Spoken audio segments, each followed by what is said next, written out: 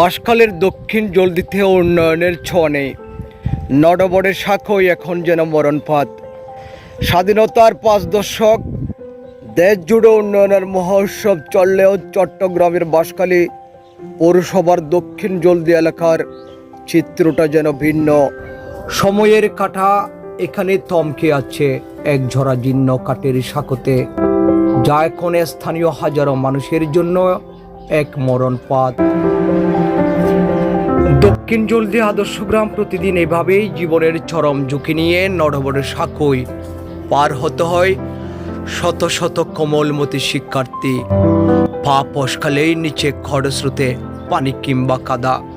শুধু শিশুরাই নয়, শিক্ষক, কৃষক আর সাধারণ কর্মজীবীদের প্রতিদিনের রুটিন এই ভয়ঙ্কর পারাপার।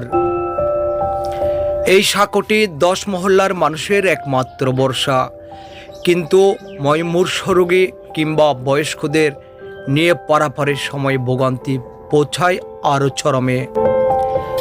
স্থানীয়দের অভিযোগ, বছরের পর বছর পার হলেও এখানে একটি স্থায়ী সেতু নির্মাণের কোনো উদ্যোগ নেয়নি কর্তৃপক্ষ। এলাকার এই চরম দুর্দশায় ক্ষোভ প্রকাশ করেছেন আদর্শ গ্রাম প্রবাসী সমাজ উন্নয়ন একতা সংঘের 20 জন সদস্য। মোহাম্মদ ইউনুস, আবু বক্কর সহ সংগঠনের 20 জন নেতৃবৃন্দ। প্রবাসী প্রতিনিধিরা জানান, প্রবাসী থেকেও তারা এলাকার মানুষের কথা ভাবেন, কিন্তু অবকাঠামো উন্নয়নের এই বড় অভাবের তাদের ব্যতীত করে। তাদের আক্ষেপ, এই বড় অভাব তাদের ব্যতীত করে। তাদের আক্ষেপ, দেশের অনেক জায়গায় মেগা প্রকল্প হলেও তাদের সন্তানদের জন্য মেলেনি সামান্য একটি টেকসই ব্রিজ।